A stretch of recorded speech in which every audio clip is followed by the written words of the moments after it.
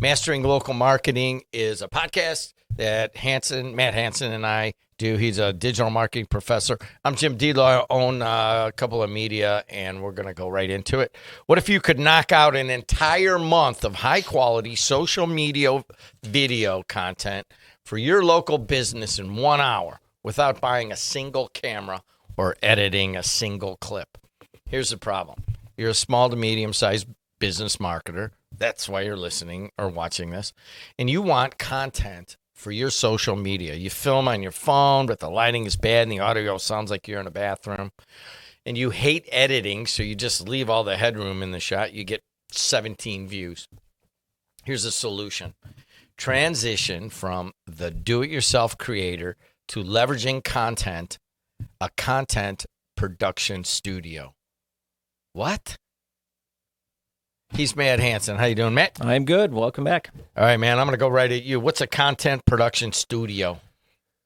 Well, there's a million different ways that we can talk about this, but let me take it back to, I was talking to a real estate broker probably about 2 years ago, and this was kind of the first time that I saw a local company taking the initiative on this. And what they had done is they had built their office space. They had a kitchen and this big elaborate demonstration spot for them. But on the back side of the building, they had created a full video content studio for their social media person.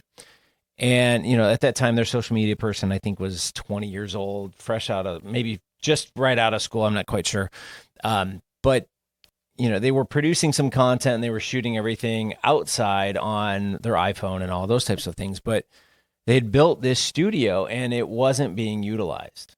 And it's funny because it was this full, huge backdrop. They could put all kinds of different backdrops. They had a green screen and all this other stuff, and they just weren't utilizing it. And it was funny because their content wasn't where they wanted it to be.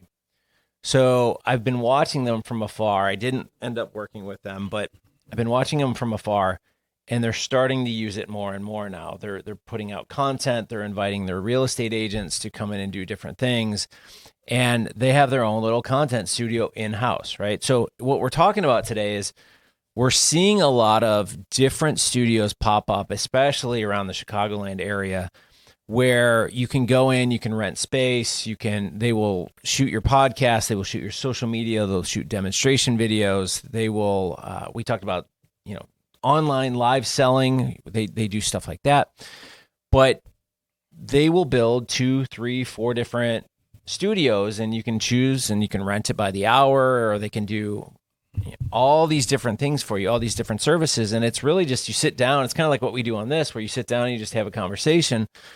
And from there, they splice and dice and create content, and it's an amazing little tool that most people aren't utilizing.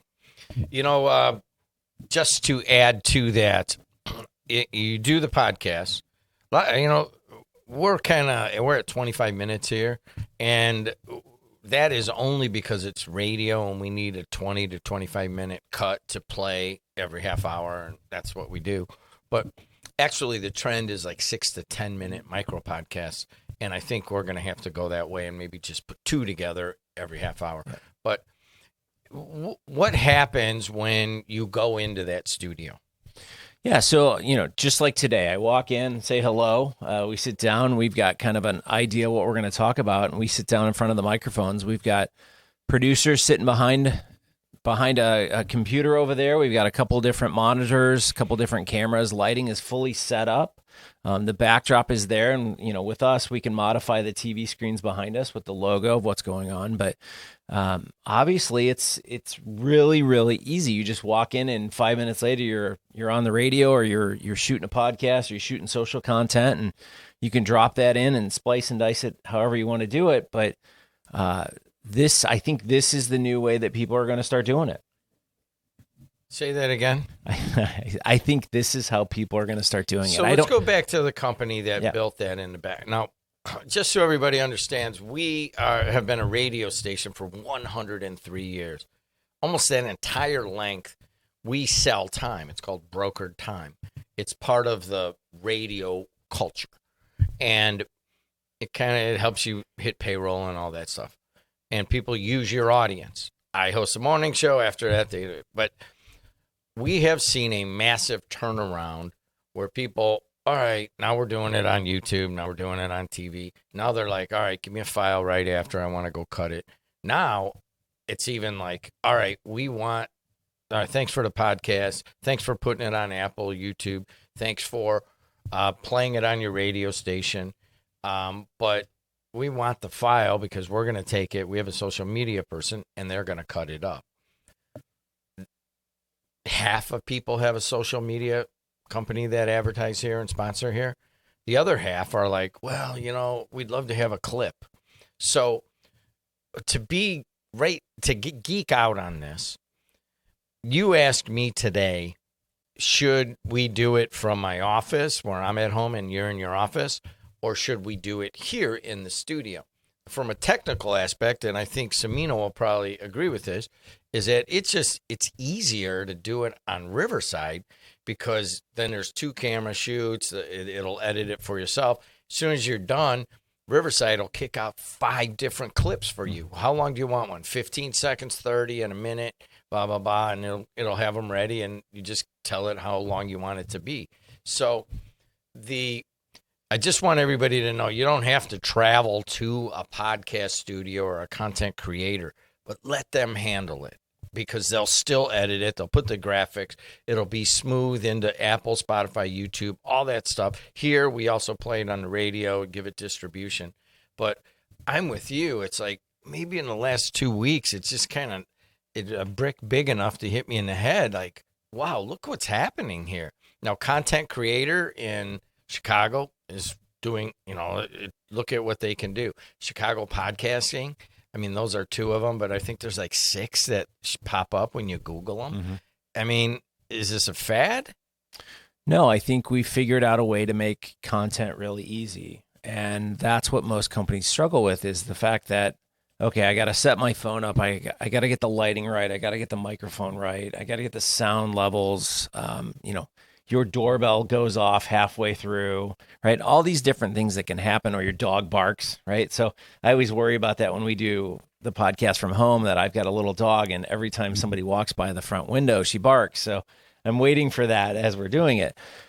But you can also go into the actual studio, and that's why I actually like coming into the studio because I want to see people. I feel I do too much behind Zoom sometimes, and I don't want to do that. But I like coming into the studio. It makes me feel more professional in the way that we do things. I don't like talking into my laptop as much, but there are options, right? Like you can do it a million different ways, and that's the beauty of it. But I think moving forward, this is how content is going to be delivered because it is just so easy. You can shoot for, like you said, anywhere from 5 to 30 minutes, and you get all kinds of content that you can splice and dice. So, we sit down, we have our conversation today. We're talking about, all of this stuff today, but we can pull out probably 5 to 10 clips from this and put them on social if we want to. And that's really what everybody is looking for at this point. So they don't have to do all of this effort. It's a one-stop,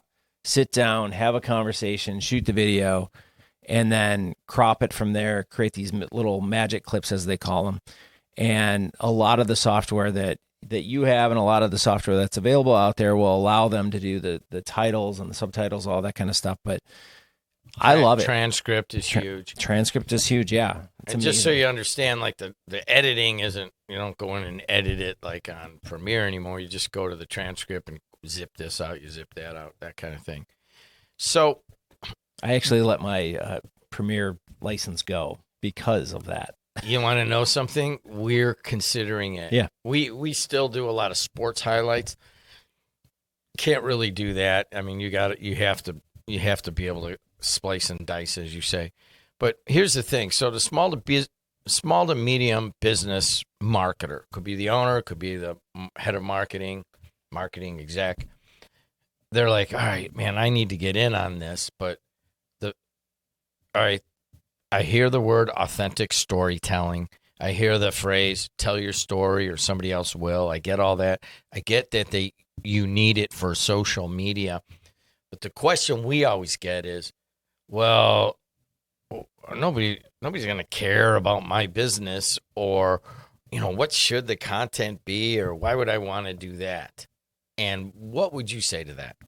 I think you just said it. If you're not telling your story, somebody else is going to do it. But I think the bigger take on it is if you're not putting yourself out there in front of potential customers or even your current customers, they tend to forget about you, right? So I will see people out and about and I'll know who they are. I might have never met them before, but I follow them on social and I'll see them out and I'll point over and go, oh, that's so-and-so.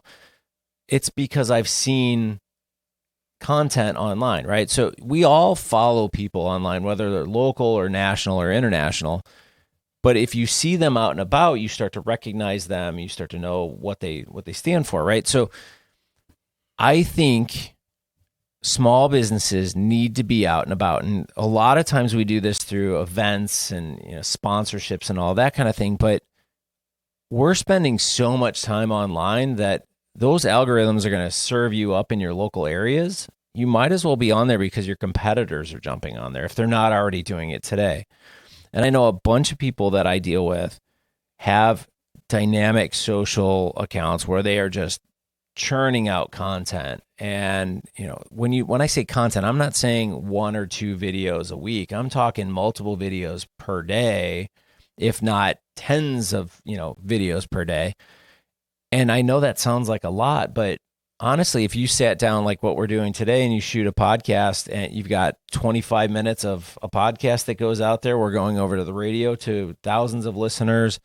And then we've got those 5 to 10 pieces that we can put out there over the next week. I mean, that's all in one simple recording. And that's what we're talking about today. So I guess the anxiety over this from the marketer is like, gosh, I don't know if I'm going to get X, the owner, or B, the operations chief, or C, the marketing head to come and talk on a podcast, because they're going to ask me, well, who's going to want to hear about our business? This comes, and I'm using an example in my head right now of a company that's 120 years old, started by a great-grandfather. And they're like, oh, where's the story there? And I'm like, man, are you kidding me? I mean, literally, it's like gold mine city. Yeah. Oh, well, we don't want to just, we don't want to prostitute that, the great-grandfather started this and so forth. I'm like, okay, I don't know what to say in that. What should I say? I don't know with that. Yeah. No, I guess it gets down to every business does have a story. Yeah. Well, and a niche. We all have a story, but you got to go back to the basic fundamentals of marketing. You are trying to help a customer or a potential customer with a problem that they are dealing with, right? So I know you've got a lot of different podcasts that come through here, whether they're local municipalities, you've got a painter, right? Like you have all of these people that are sharing their story, sharing their ideas. And quite honestly, if you're bringing something of value to somebody that is going to cause them less pain, going to make them feel better, going to generate more wealth, going to save them time, I can go on and on and on, right? Those are the things that you need to put out there. And that's what we're talking about is content studios are saving you time at this point. So it's go in, shoot 30 minutes, and you're done for the week. And that's all the marketing you got to put out there. And you're getting all these clips, you're getting on the radio, you're getting on, and I know not everybody has access to the radio, but you're getting content that's pushing it out there. And again, the reason that we do this podcast is to help, small and medium-sized businesses with their marketing, because there is nobody out there fighting for them, right? There's a lot of people trying to sell you services, but there's nobody giving you the plans, the work, the things you need to focus on. And that's what we're doing. So take what we're doing here and put it into your business and say, what are you solving for those people that are out there? We're talking about businesses. And, you saw us before this. I think the village of Lansing is, and we've got maybe 5 towns and 3 school districts or something like that. And it's growing. Mm-hmm. So some of them may stumble on this or some governmental unit or some 501c3 they come from all over. I think we've got 22 podcasts now. And so what do you say to that governmental unit that is seeing other people do podcasts, highlight their events, talk about the meeting, talk about new laws, talk about the fire hydrants, all the kind of a little bit boring stuff, but it's out there.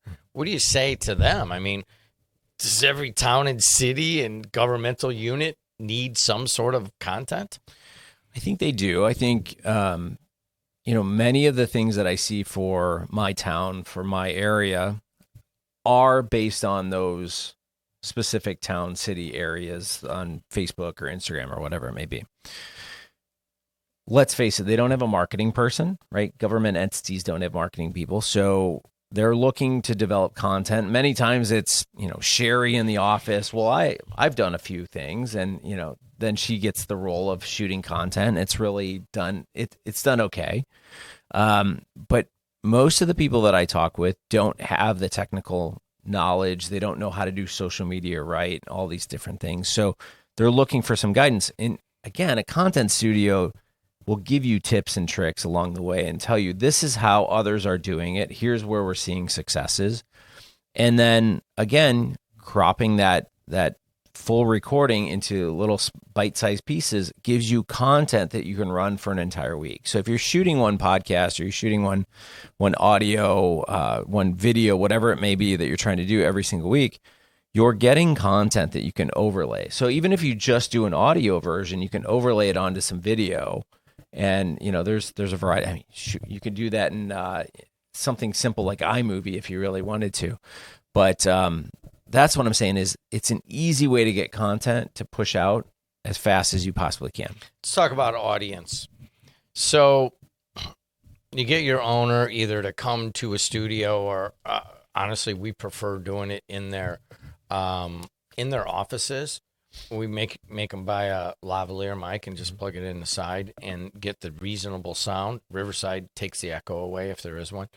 And you have, it seems to me like the shy or awkward or not used to media business owner is much more comfortable in their surrounding. When they get in here, we got I don't know, what do we got, 14 lights coming at us?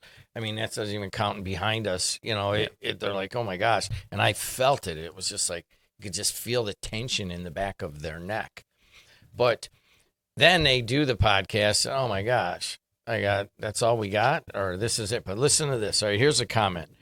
You don't need 1 million listeners. If 50 local people watch your video and 3 of them buy a $5,000 service from you, you won. Yeah. Yeah, pretty much. What do you say to people that want, I want 1,000 listeners to this podcast? Sure. Yeah, I think when you start talking about getting 1,000 listeners, you have to have a plan, right? So you can't just go record something and put it out there and just go, let's see what happens, because that's going to be, you'll get to 1,000, but it may take you 10 years to get to 1,000 listeners, right? You literally need to do a lot of analysis and understand what people are searching for. And that's what we do here is we actually look and listen to what others are, what the trends are going on, what other podcasts are talking about. We really want to know what people are interested in. So we do an analysis on a continual basis. I was doing some last night, just kind of looking at where we need to go as we progress. I mean, we're at 142 and we're going to shoot 143 after this, but where do we go at 200? Where do we go at 500? Where do we go at 1,000? I mean, marketing changed so fast that we need to look at this, right? But if you are thinking that you're just going to launch it yourself and not understand the tools and all the things that go along with it, you're going to struggle. You're going to struggle really bad. And it takes a little bit of a learning curve. I mean, we've been doing this for 1 year and 4 months, I think, at this point on this podcast. And I'm still learning stuff every single day, and I love it.